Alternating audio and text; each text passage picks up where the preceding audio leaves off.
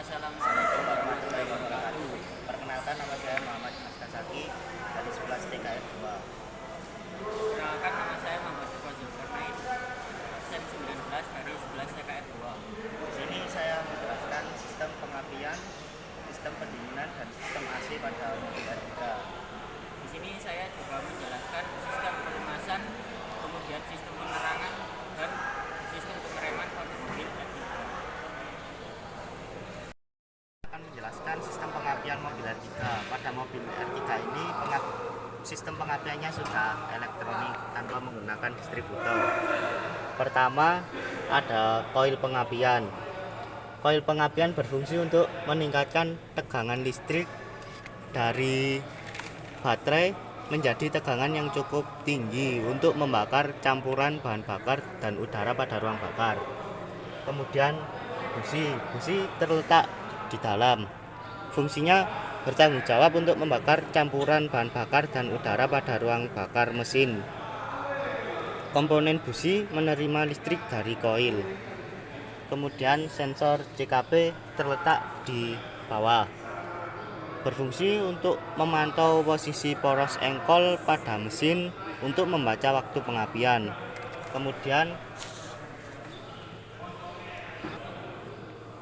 Kemudian ada ECM atau modul pengendali pengapian.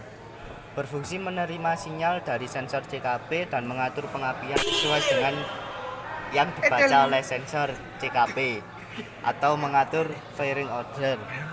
Kemudian ada baterai. Baterai berfungsi sebagai sumber tegangan listrik atau arus listrik. Kemudian sensor CMP terletak di atas. Tertutup cover ini. Berfungsi sama seperti sensor CKP. Sensor ini berguna untuk membackup apabila sensor CKP rusak atau mati. Adapun sistem kerja pengapiannya yaitu bekerja dengan prinsip pergerakan analisis ECU melalui CKP dan CMP. Diakhiri penyemprotan bahan bakar dengan mesin yang sesuai dengan firing order. Membakar bahan bakar pada langkah kompresi yang menyebabkan efisiensi bahan bakar menjadi baik dan pembakaran lebih akurat atau jarang menimbulkan masalah. Ada sistem pelumasan. Sistem pelumasan ini berfungsi untuk melumasi komponen pada mesin. Yang pertama-tama komponennya yaitu ada tutup oli mesin. Tutup oli mesin ini berfungsi sebagai penutup dan sebagai jalur untuk mengisi oli yang baru. Kemudian ada bak oil atau filter oil, berfungsi sebagai penampung oli yang nantinya akan disirkulasikan ke seluruh komponen mesin. Letaknya ada di bawah. Kemudian ada filter oli. Filter oli juga berfungsi untuk menyaring oli agar tetap bersih. Letaknya juga ada di bawah. Kemudian ada oil stick. Oil stick ini berfungsi untuk mengecek volume oli dan kuantitas juga. Adapun cara kerja sistem pelumasan akan berubah ketika kondisi mesin hidup. Hal tersebut membuat bagian pompa oli yang kemudian akan dialirkan melewati inlet valve, kemudian melewati filter oli. Pada filter oli, pelumas akan melalui proses penyaringan ketat yang dibantu dengan komponen pressure valve. Hal ini bertujuan agar oli yang disirkulasikan terjaga kebersihannya. Setelah melewati proses penyaringan, oli akan dialirkan ke oli jet yang selanjutnya oli akan otomatis melumasi bagian komponen lainnya. Jelaskan sistem pendingin pada mobil R3. Yang pertama-tama ada radiator. Radiator ini berfungsi untuk mendinginkan bagian air pendingin dari mesin yang sudah digunakan. Radiator akan membuang panas mesin melalui kisi-kisi dari radiator. Kemudian kipas radiator. Kipas radiator berfungsi untuk memberikan aliran udara bagi radiator supaya proses pendinginan berjalan dengan optimal. Kemudian tutup radiator. Tutup radiator berfungsi untuk meningkatkan titik DD sekaligus menjaga supaya suhu tidak melebihi angka 100 derajat Celcius. Kemudian ada selang radiator. Berfungsi sebagai penghubung antara blok mesin dan radiator. Kemudian ada reservoir dan cadangan radiator, berfungsi untuk menampung air yang perlu dikeluarkan dalam proses pendinginan dan sebagai penampungan untuk radiator. Kemudian ada termostat.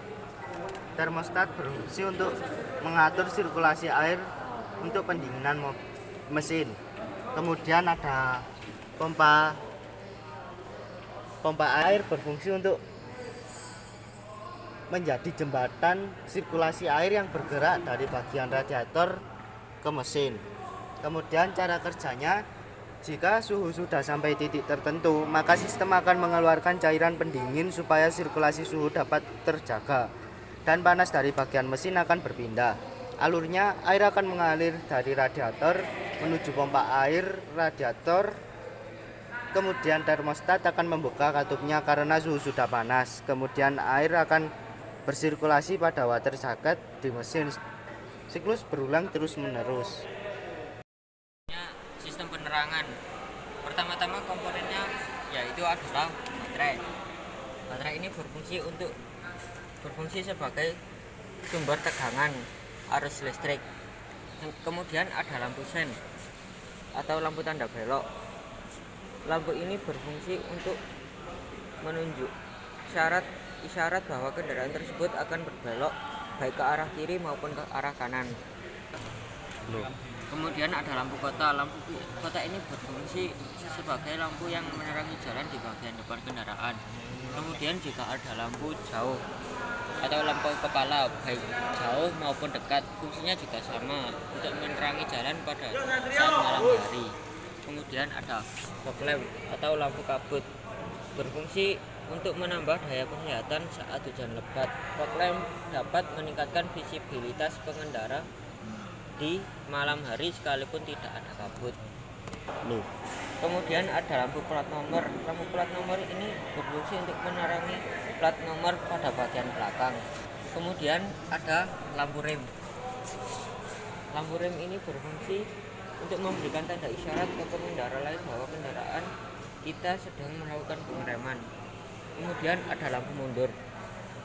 Lampu mundur ini berfungsi untuk sebagai isyarat memberi tanda kepada pengendara lain atau orang yang berada di belakang pada saat kendaraan mau mundur. Kemudian ada lampu indikator. Lampu indikator ini berfungsi sebagai apabila ada sensor yang rusak. Kemudian ada lampu kabin atau lampu ruangan, berfungsi untuk menerangi interior dan dirancang agar tidak menyilaukan pengemudi pada malam hari. Lampu hazard. Lampu hazard ini berfungsi saat keadaan darurat atau saat melawan arah dalam kondisi tertentu. Saya akan menjelaskan komponen pada sistem AC. Yang pertama ada freon. Kemudian ada kompresor. Kompresor ini berfungsi sebagai pompa yang menggerakkan refrigeran ke dalam sistem AC mobil. Kemudian ada magnetic clutch, berfungsi memutus dan menghubungkan tenaga putar dari kompresor AC dengan memanfaatkan induksi elektromagnetik. Kemudian ada pipa dan selang AC, berfungsi menghubungkan semua komponen dalam sistem AC mobil dan mengalirkan refrigeran dari satu komponen ke komponen lainnya. Kemudian ada kondensor. Kondensor terletak di sini ya. Berfungsi untuk mendinginkan refrigeran yang telah dipanaskan oleh kompresor. Letaknya ada di bagian depan sini. Kemudian ada evaporator dan blower. Letaknya ada di balik dashboard ini. Evaporator berfungsi untuk menghilangkan panas dari udara dalam kabin. Kemudian ada blower, berfungsi menghisap udara yang di sekitar blower tersebut melalui sirip-sirip evaporator. Kemudian di sini ada tombol untuk kipas yang berfungsi untuk mengaktifkan dan untuk mematikan kipas. Kemudian di sini ada tombol untuk blower yang fungsinya sama untuk mengaktifkan dan menonaktifkan. Kemudian Cara kerja AC. Cara kerja sistem AC dimulai ketika Anda mulai menyalakannya. Begitu dinyalakan, maka komponen mulai memompa freon dalam bentuk gas tekanan tinggi sampai suhu mencapai 100 derajat Celcius. Kekuatan komponen kompresor akan sangat menentukan seberapa cepat AC bisa membuat kabin mobil dingin. Sistem pengereman, adapun komponennya sebagai berikut. Yang pertama ada pedal rem. Pedal rem ini berfungsi agar kampas rem terdorong menuju ke arah luar oleh cairan. Selanjutnya ada minyak rem. Minyak rem ini berfungsi untuk mengurangi panas akibat gesekan logam pada komponen sistem pengereman dan berfungsi mendorong piston di kaliper rem agar menjepit cakram. Kemudian ada booster rem. Booster rem ini berfungsi untuk memperkuat torsi yang diterima oleh pedal rem. Selanjutnya ada kaliper rem. Kaliper rem ini berfungsi untuk menekan kampas rem pada piringan cakram. Adapun kampas rem atau brake pads ini terletak di dalam kaliper rem. Berfungsinya menekan piringan ke arah cakram. Kemudian ada piringan cakram. Piringan cakram ini berfungsi untuk menerima tekanan dari kampas rem.